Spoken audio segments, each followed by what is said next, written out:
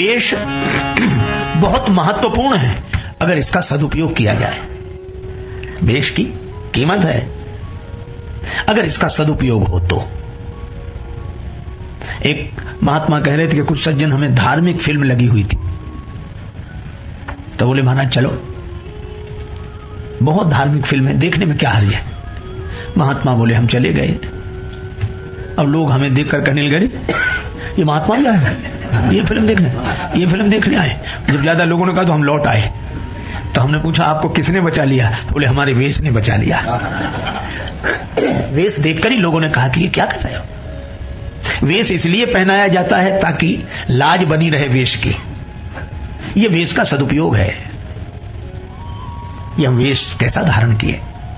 एक राजा के पास एक बहुरूपिया आया, ऐसा स्वांग दिखाया, राजा बड़ा प्रसन्न हुआ।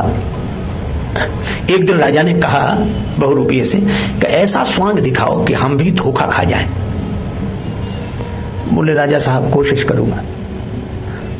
6 महीने बाद राज्य से बाहर पहाड़ी पर एक वृक्ष के नीचे एक संत आए, केवल कॉपीन, हमेशा ध्यान में।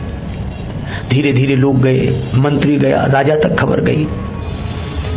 मंत्री ने कुछ चढ़ाने की कोशिश की, दूसरी जगह जाके बैठ गए। राजा आया, राजा ने भी उस संत को देखा, मन बड़ी श्रद्धा से भर गया। राजा लाखों रुपए देना चाहता है, उठकर चला गया। राजा बहुत प्रसन्न हुआ कि ऐसा साधु तो हमने आज तक नहीं देखा, जिसे भगवान के अलावा किसी से मतलब ही नहीं है। राजा रात्रि भर उसी संत का चिंतन करते रहा। दूसरे दिन बहुरूपिया पहुंचा दरबार में। राजा साहब इनाम मिले। राजा ने कहा इनाम? बोले कल आप जिस संत के पास गए थे वो मैं ही था। राजा बहुत प्रसन्न हुआ। राजा ने कहा कमाल कर दिया, अब इनाम में तुम्हें 10-20 हजार रुपए मिलेगा और मैं तो तुम्हें लाखों रुपए चला रहा था, तो कल ही ले लेते। तो उस बहुरूपिये ने कहा कि राजा साहब लाखों रुपए में ले तो लेता, लेकिन स्वांग बिगड़ जाता। तो ये स्वांग इसलिए पहनाया जाता है ताकि ये बिगड़ने न पाए,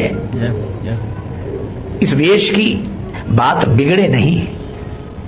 और वेश का दुरुपयोग करना हो तो ये किसी काम का नहीं है। जैसे रावण ने किया, साधु था नहीं बन गया, है नहीं बन गया। देखो साधु होना कठिन है, बनने में क्या कठिनाई। होने में जिंदगी लग जाती, बनने में 20 मिनट। घर में हुई खटपट, चलो गुरुजी के मठ पर, गुरुजी ने काटी चोटी, मांग खा बेटा रोटी, हो गए बन गए, उसमें क्या है। हम लोग संत बनते समय मुड़ते हैं। जब कोई हमें संत बनावे या किसी को संत बनावे तो मुड़ते हैं, मुड़ो। और मुड़ने का अर्थ है कि अब हम मुड़ गए, जगत से जगदीश की ओर मुड़ गए, प्रपंच से परमार्थ की ओर मुड़ गए, वासना से उपासना की ओर मुड़ गए। यही मुड़ने का अर्थ है। और तीर्थ में जाए तो जरूर मुड़े। पर मेरे एक परिचित हैं, वो हर सप्ताह में 2 बार मुड़ते हैं, आज तक नहीं मुड़े हैं, मैं उन्हें अच्छी तरह जानता। तो मैंने उनसे कहा कि जब तुम मुड़ते नहीं हो तो मुड़ते काहे को। वो और विचित्र आदमी थे, हमसे हंसकर बोले हम इसलिए थोड़ी मुड़ते हैं, क्या मुड़ गए। हमने कहा फिर? बोले हम तो इसलिए मुड़ते हैं, मूड मुड़ाए 3 गुण सिर की मिट जाए खाज, और खाने को बढ़िया मिले लोग कहें महाराज। अरे भाई, अगर यही कराने के लिए किसी ने वेश बनाया है तो वेश का सदुपयोग नहीं है। और अगर बुराइयों से बचने के लिए वेश आपकी सहायता करता है तो वेश का सदुपयोग है। अब सती माता ने सीता माता का वेश बनाया और आचरण कैसा, राम जी के आगे आगे चल रही है। देखो, श्री सीता माता सती माता में एक अंतर है। सती माता का मन इस समय अभिमान से भरा है, और जब किसी का मन अभिमान से भरा होता है तो भगवान को भी पीछे छोड़कर आगे आगे चलता है। भगवान से उसे अपनी अकल ज्यादा लगती है। एक बार एक महात्मा से किसी ने कहा कि आपके भगवान में कुछ अकल कम है। महात्मा हाथ जोड़ के बोले अहो भाग्य जो आपका दर्शन हुआ, हम तो मानते थे कि अकल है ही नहीं। तो बोला आप कैसे कहते कि अकल नहीं है। महात्मा बोले कि भगवान में थोड़ी बहुत भी अकल होती तो तुम जैसे कम अकल पैदा ही काहे को करता है, जो आज उसी को कम अकल कहने पर तुले हुए हैं। एक मित्र ने अपने मित्र को बुलाया, तैयार किया, कलम कागज लेकर तैयार रहो, हम लोग ढूंढेंगे। क्या ढूंढोगे? कि इस दुनिया को बनाने में भगवान ने कितनी गलतियां की हैं वो ढूंढेंगे। अपनी गलती आज तक समझ में नहीं आई, भगवान की गलतियां। मित्र बोला बड़ा मौलिक विषय रहेगा ये तो। कलम कागज ले लिया, साथ चला। एक मकान पर कद्दू, बड़े बड़े काशी फल और दुबली पतली नाजुक सी बेल। मित्र से बोला लिखो परमात्मा की गलती नंबर 1, इतनी दुबली पतली नाजुक सी बेल और उसमें इतना बड़ा फल है, इससे समझ में आया कि वो बेअकल है। मित्र बोला वाह कमाल कर दिया, कोई सोच ही नहीं सकता, गजब किया। कुछ दिनों बाद गए दूसरी बार, एक बगीचे में आम के बड़े बड़े वृक्ष, छोटे छोटे कच्चे हरे रंग के फल लगे। मित्र से बोला लिखो परमात्मा की गलती नंबर 2, वृक्ष के नीचे आराम के लिए सो रहे थे, आम के फल देखकर उसकी बुद्धि में लगा गलती दूसरी, इतने बड़े बड़े वृक्ष और उसमें इतने छोटे छोटे फल हैं, इससे समझ में आया कि वो बेअकल है। मित्र बोला वाह वाह कमाल कर दिया, अद्भुत। तब तक भगवान की लीला, एक हवा चली, हवा के झोंके में आम टूट के गिरा सीधे नाक पर। कच्चे आम की चोट और आजकल का आदमी, इतने में ही चक्कर आ गया। मित्र हवा करने लगा।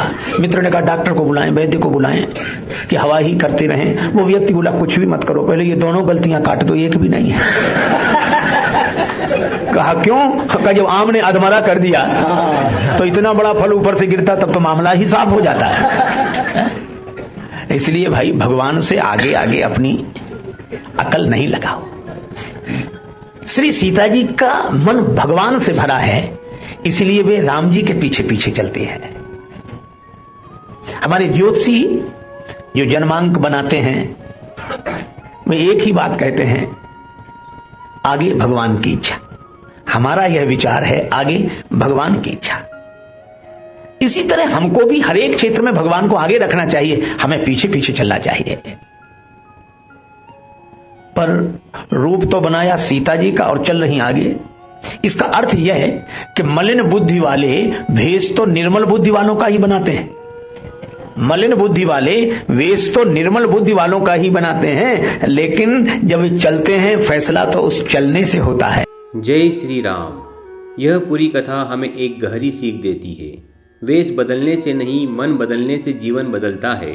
आज की दुनिया में लोग दिखावे से जल्दी प्रभावित हो जाते हैं, लेकिन असली पहचान आपके कपड़ों, बाहरी रूप या किसी स्वांग में नहीं, आपके चरित्र में है, आपकी नीयत में है।